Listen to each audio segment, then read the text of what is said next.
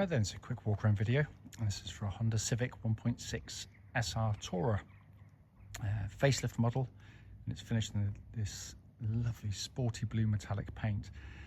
Car's covered 75,000 miles, lovely history, all the servicing up to one we've just been done by Honda.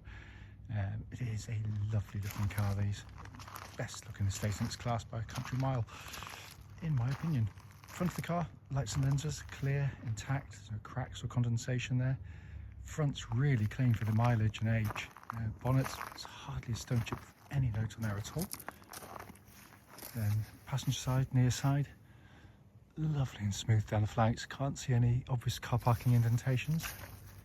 Near side front alloy, the one closest to the curb, can't really see a mark on it. Really clean. Near side rear alloy, again, pretty much unmarked. Like I said, this was launched originally as a hatchback, the estate came later, but what a lovely looking car. Often sort of estates can look sort of utilitarian. This has got a bit of style to it. All very clean around the back, off side of the car. Really nice again, very clean down the flanks. Did see a couple of tiny little stone chips on the bumper at the bottom there, stone chips, they're the touching marks, but nothing that detracts, and of course it's on plastic, so not as if it can rust either. The panel's very, very clean there. Oops, go back to the rear wheel, again, very, very clean. And then remaining panel work likewise. Final offside front wheel rather, very, very clean indeed. It is exceptionally clean for the age of mileage. Coming to the boot area, absolutely cavernous boots on these Tourers. All been kept very nicely. Nicely finished as you expect with a Honda. Underneath here, you get an extra stowage area as well, and you can drop this one down, so you can have a sort of dual level floor. Clever design. Let's come into the back. The Achilles heel of all family cars, often heavily used, damaged, stained. And yet this one, full black leather interior, it looks like it's hardly ever been used. It's incredibly clean. Coming in the front and the passenger side, full set of original Honda mats in the car. And passenger seat again, absolutely fantastic condition. Finally comes to the driver's door card. Again, all very nice. Simple footwell areas.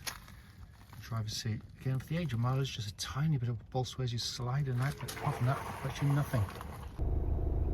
Inside the car now, engine's running, so the dash is illuminated. Simply fantastic looking interior. Sat nav, you can see, working exactly as it should. Just pop the car into reverse. Get that lovely clear parking camera, and that complements the front and rear parking sensors fitted to these cars. It has been kept very, very nicely. And that is a view you get as a driver of a Honda Civic.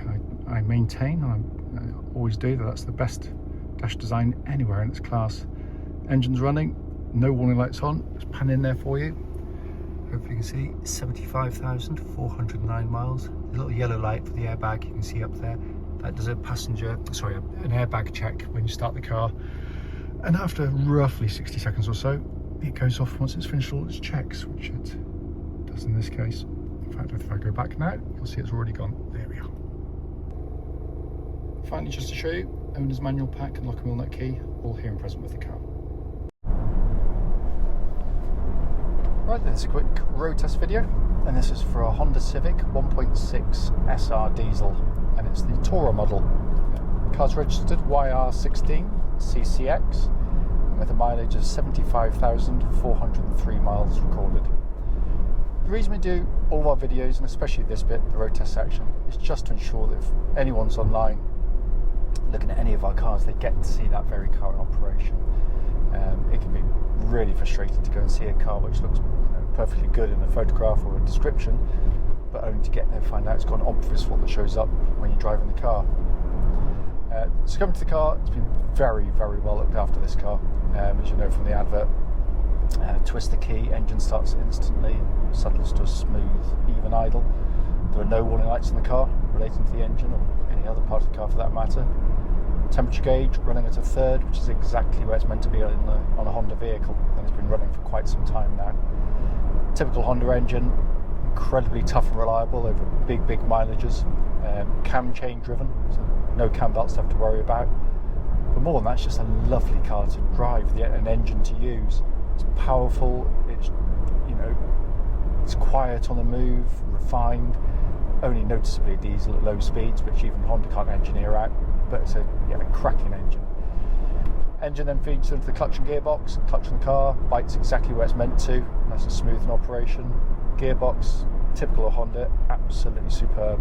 It's just a pleasure to use. It feels substantial, it feels meaty, it's short in throw, but it's got a lovely actuation to it, and that feels exactly as it would have done when it was new. It's just zero away of what I can feel in there.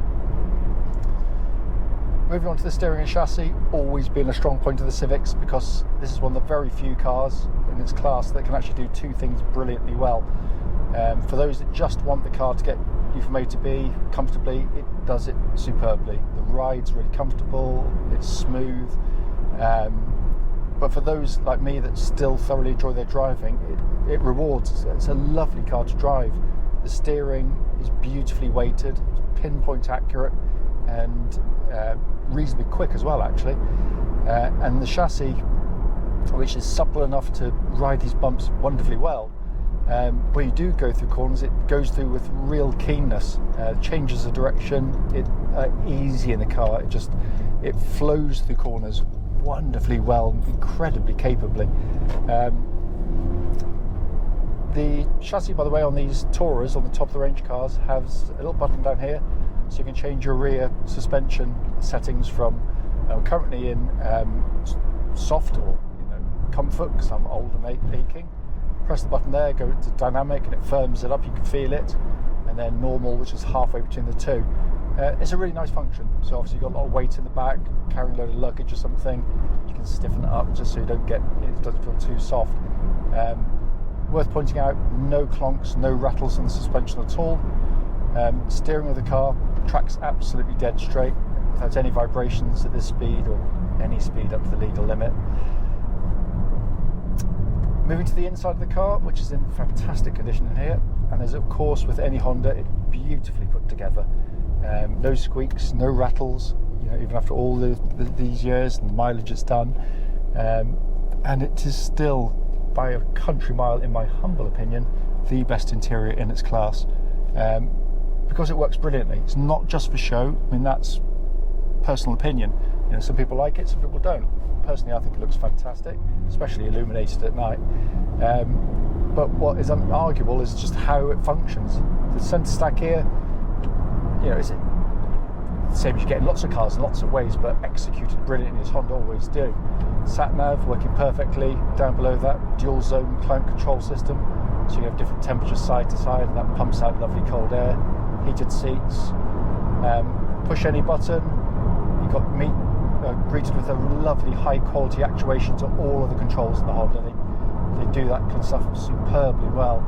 And then in front of me, this fantastic dash design in terms of the instrument binnacle, because basically you've got an upper and lower deck. The upper deck is the information you're going to look at most regularly, and the one you want to look at most regularly, of course, is your speed. And there it is, all by itself, digital speedo.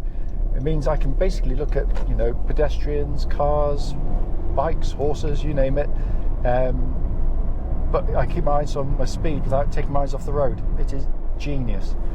Down below that, you've got a more conventional pod of dials, big rev counter flanked either side by temperature and fuel gauges. These are just brief test drive videos, literally just to show you the car operating, but to feedback on anything that jumps out at me whilst I'm driving the car that you might feel. I can feel nothing at all. The car drives absolutely superbly.